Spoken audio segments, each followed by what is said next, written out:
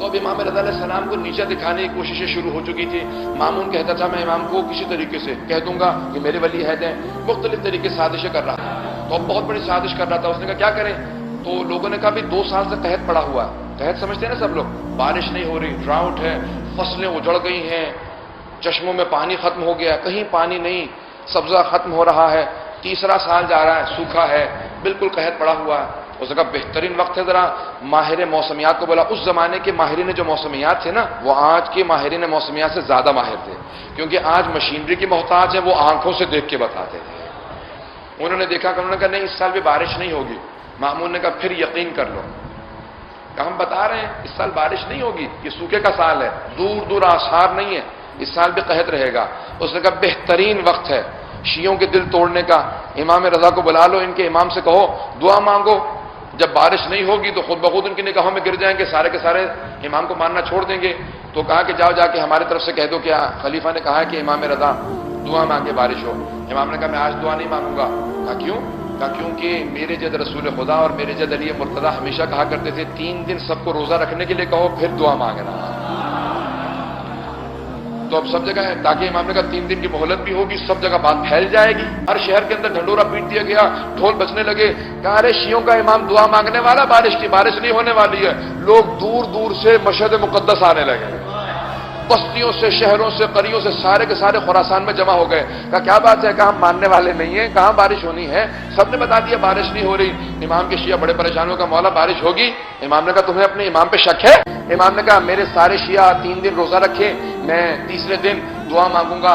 اپنے سب شیعوں سے کہا کہ اپنے دستار کو کھول دیں. امام نے اپنے ایک مرتبہ امامے کے دستار کو کھولا. ایک مرتبہ امام, سارا مجمع جمع ہونے لگا. امام نے اپنے امامے کا جیسے تحت الحنک نکالتے ہیں, اپنی ابا کو الٹا کیا, پاؤں سے نالین مبارک اتار دیے.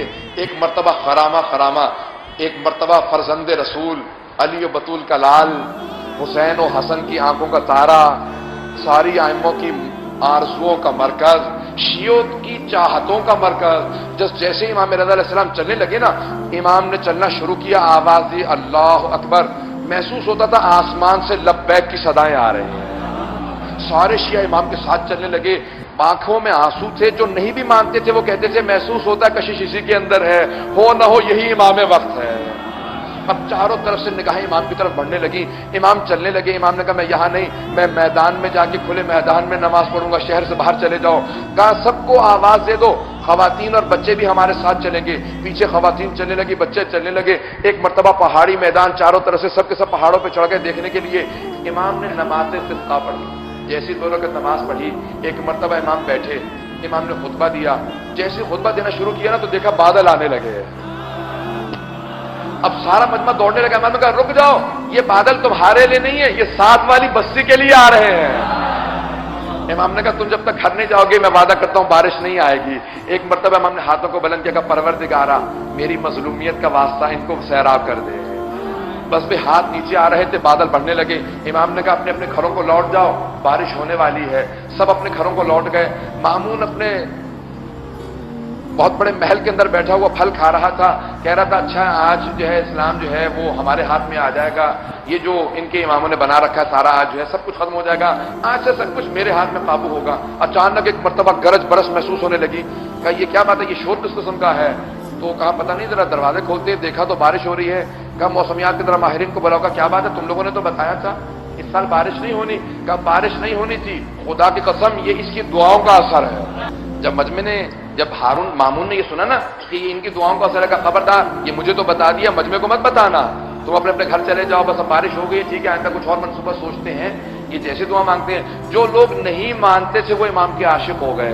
یہاں تک کہ اب لوگ تبرکاً امام علیہ السلام, جو نہیں مانتے تھے تبرکاً امام کے پاس آنے لگے. کہ فرزند رسول کچھ پڑھ کے دے دیجئے, کچھ پھونک کے دے دیجئے, کچھ کہہ کے دے دیجئے. اب یہاں تک کہ امام کے گھر پہ رش ہونے لگا. امام گھر میں رہتے تھے. ایک مرتبہ امام کا خادم تھے, تو ایک مرتبہ سارے کے سارے لوگ آنے لگے. کہا امام سے کو میرے لیے دعا کر دیں, امام سے کو یہ کر دیں. اب وہ جو امام کے حضرت معروف کرخی غلام تھے, امام کے خادم تھے, امام کے گھر پہ صفائی کیا کرتے تھے, امام کے جوتے سیدھے کر کے رکھا کرتے تھے. حضرت معروف تھے کرخی, کرخ کے رہنے والے تھے, لبنان کے, امام کی خدمت میں رہتے تھے. تو ایک مرتبہ ایک آدمی آیا, کہا کہ مجھے امام سے بہت ضروری کام ہے. کہا مجھے بتاؤ ضروری کام کیا ہے؟ کہا تو امام کا خادم ہے, مجھے امام سے کام ہے. کہا میں عام کا خادم نہیں ہوں, میں امام کا خادم ہوں. کہا کہ کام ہو مجھے بتاؤ. کہا بہت ضروری کام ہے. کہا بتاؤ کام کیا ہے. کہا میں ملاح ہوں, کشتی چلاتا ہوں. اکثر اوقات سیلاب آ جاتا ہے, بھنور آ جاتا ہے, کشتی ٹوٹ جاتی ہے. کئی مرتبہ تو میں مرتے مرتے بچا ہوں. تو ذرا امام سے کو کوئی تحویز دے دیں, کچھ لکھ دیں تاکہ آئندہ جب کبھی بھنور آئے, سیلاب آئے, میں بچ جایا کروں. کہ اتنی چھوٹی سی بات کے لیے امام کو زحمت دے رہا تھا.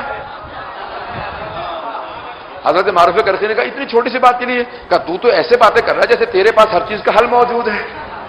کہا آئندہ جب بھی سیلاب آئے نا, بھنور آئے, تو پانی سے کہنا کہ اے پانی, مجھے معروف کرخی امام رضا کے غلام نے, خادم نے کہا ہے کہ تم مجھے اذیت نہ دینا.